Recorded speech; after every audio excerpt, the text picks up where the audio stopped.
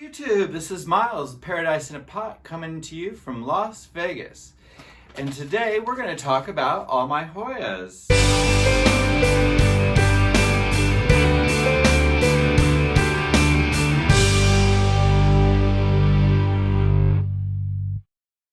I just want to say that I'm going to share with you today my Hoyas, my experiences, what I've noticed in the time that I've had them. Some I've had over a year now, and I've learned quite a lot about them, and they're, I find, very interesting. Just real quick also, if you like this kind of planty content, please give me a thumbs up. Let me know that I'm making the right kind of videos. And if you'd like to see more of this kind of content, go ahead and subscribe to the channel. It's absolutely free, and I do upload videos every week, so you have something new to watch about or talk about here in this channel. All right, well, hey, let's get into it. Now, first off, before I really get into the Hoyas, what I would like to say real quick is a real quick thank you to Laura, who is a channel subscriber who also follows me on Instagram, and she came over the other day with her lovely daughter, and they picked up some of the looking glass begonia, and she brought me this lovely little cactus. Let me go ahead and pull it out real quick and show you. She planted this up in this little coffee mug, which is really adorable. It's a little cactus there. I hope you guys can see that. But cheers, thank you. Put it right there in my light next to my other little cactus, where it should be doing really well.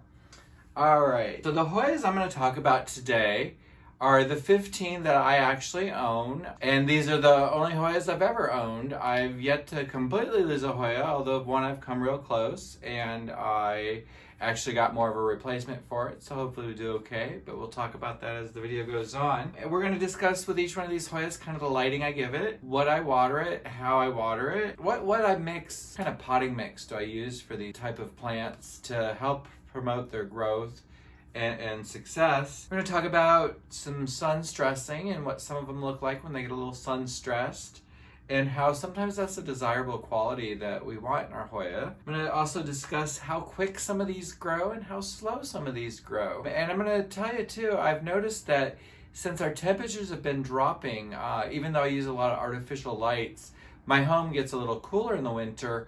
However, I've noticed, and I never knew this, but my humidity goes up in the winter. And maybe it's because I keep my house more closed up, or maybe because of the air conditioning I'm not using. But I've noticed that I've gone from an average of 35% humidity in my home to now running closer to 50% all day without making any attempts. So it's kind of interesting how that changes on its own. And now that I'm being more aware of it, monitoring it with devices, it's really kind of, I think, interesting. So I always suggest having a temperature and a humidity reader in a room where you keep a lot of plants. Just kind of have an idea what's going on, so that if you feel something might need more humidity, you can maybe find the best spot to put it. So the Hoya today, I took a lot of B-roll footage so that you could see real close up of what I have and what I'm talking about. A few of these I got recently from Succulent Panda, which I'll go ahead and give you the link down below, because he's got really amazing plants. I recommend him, and he ships everywhere in the country, US, but you can always contact him, and he's also on Instagram, and I'll leave that handle down there. But these Hoya he gave me, a lot of them were just in sphagnum moss that had been rooting up for quite some time, and that he wanted to give to me just because, well, we've kind of become friends. So anyhow, what I've done is I went ahead and checked the roots on all of these before it does, well, actually before it did start to get cold here. I did this a couple days ago, and I found that the roots on all of these Hoya were extremely robust and long, and you'll see in the side, in the B-roll footage there of what I took, of what these roots look like. They look really good. So I felt it was really necessary to go ahead and pot them up. Now, when I pot up a Hoya, and I've yet to have really any exceptions, although I know there are, but in my Hoya collection, everything I have, I feel is pretty epiphytic. So what I do is maybe 30% of like potting mix, along with maybe 50% orchid bark, and then the rest would be something with a vermiculite or pumice, depending on what I had available, just to keep the mix really airy, really well draining. I don't want these Hoya roots to rot. I want them to get their water, but I want them also just to have somewhere to sit while they wait for their next drink, because that's kind of how a Hoya works. That's why it has that waxy leaf and those robust appearances that really kind of draw a lot of us into them. So the first Hoya I'm going to talk about today is my Hoya obovata. Now my Hoya obovata, which I happen to have right here, because a few of these live in the nursery right here. And this ovata is so adorable. And actually now that I pick it up, I feel it's kind of light and probably use a little drink. So I'm going to go ahead and let it drink through. As you see, I gave it enough water to where it really didn't come through the bottom. And when I have little Hoya like this, I tend to try not to soak them all the time, but I kind of just check them daily to see. And this also lets me know, because as you can see in the B-roll, that I did just pot this up and it had great roots. So we're going to go ahead and put it back. But I find that that plant likes a good amount of light. It's doing well right here in this room. As far as growth goes, it really hasn't done a lot. I haven't had it for a long time yet. So it really hasn't shown me that it's a fast grower. So we'll find out how that goes as time goes on, and I'll keep you updated. So, and as far as feeding and propagation, so with feeding these plants, when I feed my Hoya, what I'll do is I use a product called Liquid Karma, and I'll go ahead and let's see, I have it right here. And I use this in the water when I go ahead and feed the plants to give them the nutrients they need. This isn't exactly a fertilizer. They call this a plant growth enhancer. I like this. It is a 115, so it's a supplement with, it does give the pK readings there, so that's good. And it also says that it also states that it increases microbial activity, relieves plant stress. And I've really found that using this product over the years, I've used this product, I would say, probably for a good 10 years now. My plants all thrive with it. I don't give them any other fertilizers. I feel like kind of the fertilizers, if I've used them in the past, I've always ended up burning the plants. So this I've never burnt a plant. It looks like a tea. It stains my water pitcher a little bit, but I don't care. You can see it's stained. I don't care. This is for watering plants. This is for plants. It's okay. It's all for plants. So that's how I feed all my Hoya. Now, as far as the obovata, we're just going to go ahead and see how it grows. Now, the next one on my list here is the Hoya parasitica splash. And I think I also have that one right here. It's also over here in what I call the nursery, or sometimes the plant hospital. This little parasitica splash is doing really well. I just potted it up, as you can see. No, I didn't pot this up. He gave it to me potted up. So this one actually has been doing, it's doing quite well. The leaf is very nice and firm. It's got very lovely coloring. It looks like it's got a lot of aerial roots trying to come out there. I see on there, I do see a little tiny bit of growth coming out. So this one should be giving me some growth soon, I would say. So I'm kind of excited to see how this goes. I really love the leaf. I love the shape of the leaf. I love that splash on the leaf. I love how it's got that little point that turns down. It's kind of neat. And I kind of assume that that's to hold on, like as it climbs a tree or what have you, because Hoyas love to climb. So it's kind of neat. It's got that little claw. Maybe that's where it gets its parasitica, because it grabs on. It's kind of looks to be a parasite, but they're really not parasites. They're epiphytic. They live on other plants, but they don't take nutrients from the plants. They're just looking for a place to hold on. So that's the parasitica. We'll go ahead and put that back. And then the next one on my list is the Chelsea, which is also right here. Now this Chelsea I did just pot up, and I can feel, again, it's very dry. I'm just gonna go ahead and give it a little bit of water, because it's very light. And I can always tell when these little ones need water. They're just like air. Again, it's a one leaf cutting. It's doing really well. It had some really nice root action. I'm gonna give it a little water back in the back. Oh, there it goes. Give it a little drip. That's okay. Let it drip. I really like the Chelsea because it has that structure in the leaf. It kind of looks like abs when it hits the light just right. It's really neat. It's got a little bit of, looks like splash to it, but not a lot. So we'll see how it grows out. I'm just really excited to have it. Oh, and as I look down in there, I can see a new growth point. It looks like it's coming out. And it looks like some of the roots are actually kind of greening up, so it's interesting. So we'll see how this one takes off, and I'll keep you guys updated. All right, the next one I have on the list is I have my Hoya obscura sunrise.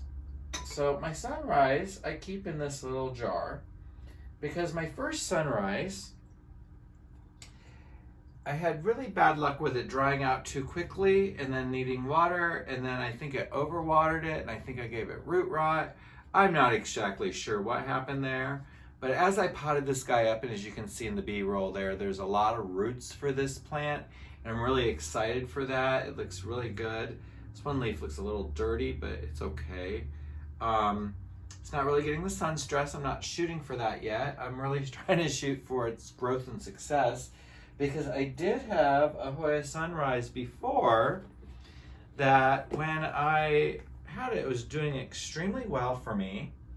And then all of a sudden one day, it seemed to have crashed. And what I mean by crash, it's just from the root up the stem to every petiole of every leaf that it was hitting, it was turning black. And I was like, oh my gosh, it was like fast, it was like overnight. So I scrambled and pulled off all the leaves.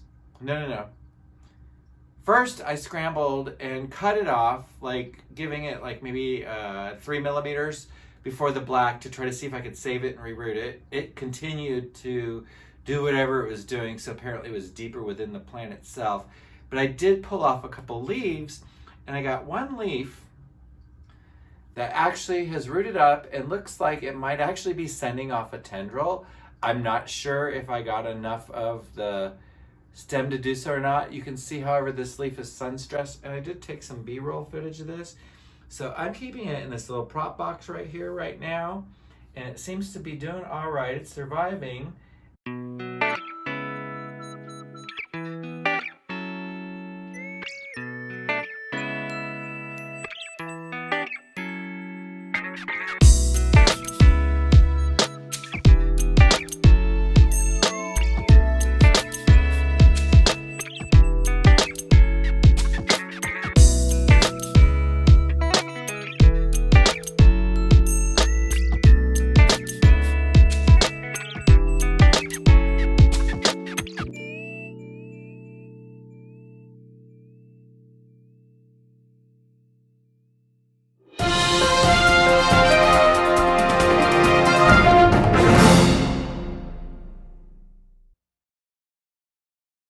And growing roots, so we're going to see what happens with it, and eventually I might put it back with that one. It is from the same plant, it's from the same person, so I don't see that there'd be any issue combining them into the same pot.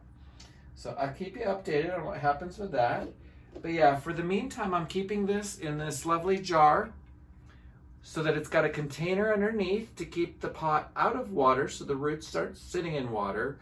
But then I keep the lid like so, to keep it extra humid and to keep any drafts or any whatever caused the problem before from happening again. And I have it right here under my grow light behind me here. I'm in the fish room today, in case you didn't notice the fish tank behind me. So that's the Hoya sunrise. Now the next Hoya on my list here, and again we have B-roll footage, so I'll be showing that. But I also just love that it's right here, and this is honestly becoming one of my new favorite Hoya, only because of how thick and chunky those leaves are. And again, this one feels like it needs a little bit of water. All these Hoya are in a room that I keep a little warmer in my house, and I also keep a fan running to keep air circulation. So these guys do tend to dry out a little quicker, and that's all right. I don't have a problem with that, and I don't think they have a problem either, because his leaves are so thick and so chunky and so succulent and so happy that I think this guy is just growing. This is actually one that I would say is a faster grower. It came to me with 4 leaves, and it's developed these 2 new leaves already, and it's just taken off really quickly. I'm really excited to see this one grow. I'm gonna get it a trellis soon. But this is the Keysii. And the Hoya Keysii is, yeah, it's becoming one of my favorite Hoyas just for its overall, just its fat, chunky leaves. I just love that. So we'll go ahead and put that one down. All right, the next Hoya I have on my list is my Hoya Australius Lisa. Now that one's not within reach, so we'll just go ahead and show you the bee footage. This Hoya I potted up a couple weeks ago and I lost the footage of me doing that. But I did put it in a nice chunky mix like I talk about. And I think that it'll do really well. It seems to be really happy. It's out in my living room next to all the other plants under my Soltec solution light. And it seems to be living really happy. The roots were really good on it. When I did transplant it, it looked really, really long actually. So I had no problem go ahead and potting that up. And it's doing really well. It's in a really nice little pot. The next one on my list is my Curtisii. My Hoya Curtisii is one of my favorite fast growers, and you can see from the bee footage. When I got this, it was one little string with 4 little leaves, and now it's all this. And you can see this is really taken off. It's given me a lot of new growth points off of that one little strand, and I'm really excited to see this thing grow. I actually kind of feel that I see a few peduncles on this, so perhaps I'll get a bloom maybe soon or maybe in the spring, who knows. But I'm excited to see it grow. I'm excited to see where it's going to go, and I'm excited to propagate this one too in the spring when it comes time for me to start propagating things. So that's my Curtisii. My next Hoya here is I have the Hoya publicalis, or pubicalis. I hear it said both ways. I think publicalis is how I feel comfortable saying that word. Maybe it's tomato, I'm not sure, but anyhow, this is the very first Hoya that I had ever purchased, and I loved it so much. I ended up buying 2 of them within a week, and they were like $8.95 at my local flower shop, where I don't really get plants anymore. But I got these 2, and then I combined them together into one big pot. And then I discovered that by how the leaves are really dark purple, as you can see here, that I possibly have, and I'll find out when it blooms, but I possibly have the Royal Hawaiian Purple. So I'm excited if that's the case. I will say that when I potted those 2 together, I did have one little leaf that just looked so sad, and it fell off. And so I propagated it in some water, and then I put that in this little pot, and now it's got 4 little tiny leaves with that one big leaf, and it looks just like it's so precarious in there, like it's not even holding on. And again, this one feels light. I'm glad I'm sitting here. These guys need water. So we give it a little water. But yeah, the Hoya publicalis, it rooted right up when I propagated this. It rooted in water, no problem. I put it in this very chunky mix. The roots seem to be quite satisfied. There's even a root not in water that's just kind of hanging out there.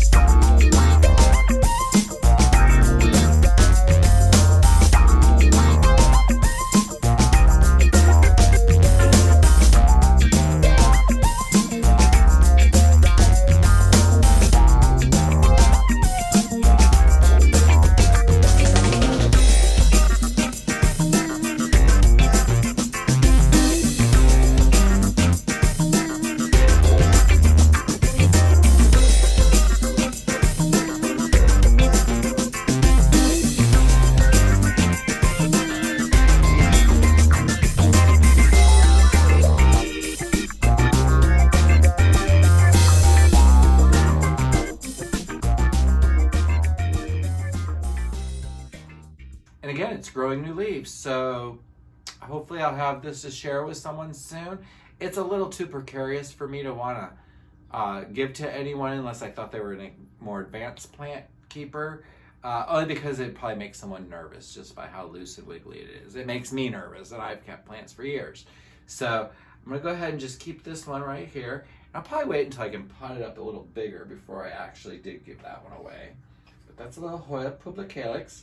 And I really do. I love that Hoya, as you can see in the bee footage.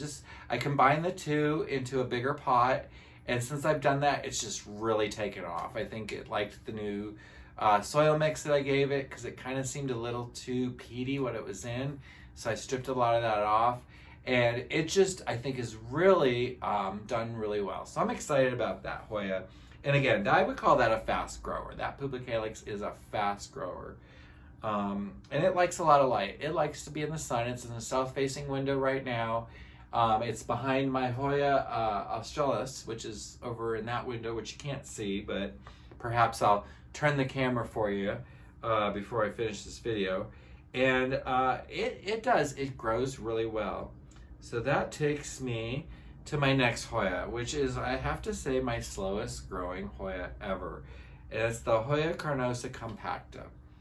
And this compacta, I had to transplant almost immediately because it was in such peaty, soggy, mossy mix that I just feared it was gonna root rot. And it almost kind of smelled as I did the transplanting, which I did immediately upon getting it. That's over a year ago. So it's before I started doing really videos of what I was doing with my plants. But I stripped out all that peaty, mushy soil, whatever it was. And I gave it a nice chunky mix like what I discussed in the beginning of the video here. And I find that this one hasn't really grown at all. I didn't put it in a pot that was really, I think, much bigger. Maybe it was a little deeper than what it was in. And so maybe the roots are developing in there that I don't realize, because I have not seen this plant grow. It doesn't feel like it's done anything except one little spot where 2 new leaves came out once a long time ago, and then it's never done anything since. I check it for thrips, mealybugs. I preventatively will spray it with neem oil, just because I fear that maybe there's something in there that I'm not seeing that's hindering this plant. I'm going to start here as our days get longer. For here in Las Vegas, oddly spring comes at February because it gets warmer here quicker. I mean, just yesterday it was 70 degrees. Today it's like 50 degrees outside because we have a little cold front coming through. So it's unusual for us, but we do have, usually in December, we usually have 3 or 4 weeks of winter. And please don't hate, it's just, this is where I live. We'll see how that goes come the spring. I'm gonna start using orchid spray on that. Someone suggested to me using like an orchid spray fertilizer on that. I do use on all of my plants at least every 6 months amazing kelp spray, which is let's see, I have the amazing kelp right here, and the amazing kelp, and all it is this really powdery, I mean it's really powdery, and you just put like a little touch of it. This is like a lifetime supply, I swear, for all my plants. You put like a pinky fingernail size worth a bit into a quart of water, into a spray bottle, and then you mist your plants down, and it feeds them through their foliage, and it does really make a difference. I always notice my plants, especially if I have something that's a little sad or a little struggle, it usually perks it right up. So anyhow, I am going to, like I say, try that in the spring. So we'll see how that goes. Of course, there'll be more Hoya updates in the future. The next Hoya I want to talk about is my Hoya Australius, which I'm going to say is probably the absolute fastest growing Hoya that I own. That Hoya has been like a weed. As you can see, it's got tendrils growing everywhere. And this is what I call OOC, out of control. And this OOC Hoya brings me so much joy because I love to see a plant just grow like a weed and take off like this one does. And I feel that if any of my Hoyas are going to bloom and give me a flower first, it's going to be this one, just because it's so aggressively growing. It's in a southern facing window, so it gets full sun all day long. It's really loved it all summer long here in Las Vegas. I was kind of curious to see how it would do, but it's really responded well. The leaves on it stay really chartreuse green, and I think that's because of the sun I give it. It doesn't need to really darken up. Perhaps if I moved it back from the light a little bit, it would get a little darker, but quite honestly, I love just how this is, and I'm just going to let it grow. The next one on my list is my Hoya carnosa Crimson Queen. This Hoya has been so satisfying in its growth. It gave me this beautiful white leaf with the tiniest stripe of green down the center, which if you follow me on Instagram, you've seen photos. I've taken video before. That leaf is still alive and doing well, so the plant obviously doesn't mind supporting it. I don't mind it staying there. It kind of looks like a gem on the plant, honestly, because everyone's always like, oh, that leaf's white, that's interesting. And I'm like, yeah, I think so too. It's been a very fast grower. That white leaf was probably the first leaf it gave me when I first got it. And since then, all the rest of the growth from that white leaf on it, since I've had it, I think that was in May, I got that. So yes, great grower. I look forward to in the spring propagating this one. I might be nervous to do it, but it's going to be done because I do want this to fill out and be a little bit more of a plant, more of a bushy plant, which I know it will be, especially as fast as it's growing. So I definitely recommend that for, especially if you're more of a beginner with Hoya. The Publicalyx, the Crimson Queen, those seem to be really easygoing Hoya, I would say. The next Hoya on the list is a Hoya that I just absolutely adore for its soft, fuzzy, light, airy foliage, and that's the Hoya linearis. This linearis, surprisingly, has really been a fast grower for me, and it's also given me a lot of new branches. I did notice that when I first got it, like I think about 2 weeks of having it, it got infested with, it looked like possibly thrips. So immediately I treated it, I took care of it. I only lost one little branch out of it, which dried up and died away, and I just sadly threw it away. I tried to propagate the rest of it, but I wasn't really getting anywhere with that. But anyhow, the rest of the plant has really done well. It's in a west-facing window, so it gets a lot of afternoon sunlight, but it does see the sky all day long, so it does get that bright indirect light. And also because it does live out in my living room, it gets a little cooler out there. And I know these are high mountain Hoya, as in they live in cooler temperature forest, and I think that because it's in a cooler spot, it's maybe kind of giving it closer to what it needs for its requirements. That room at the low so far has gotten down to 66 degrees. I really don't like my house to get much cooler than that anyhow for the plants overall, but I think it's really kind of responded well to that. So that's the Hoya linearis. The next Hoya on my list is my Hoya carnosa. Now this is my first Hoya cutting that I ever received. It was in a glass of water at a plant store, and I think I paid $5 for that. And since I've had this linearis, the carnosa, I have traded a cutting to a friend of mine, and I've noticed that when I took that cutting, it exploded in growth. It was just one vine, and now it's got all these different growth points on it, so it's really taken off, and I've had that just a little over a year now. So I feel that it's really done well with me. It was supposed to be variegated. I think though this was a piece that was cut off that didn't have variegation in it.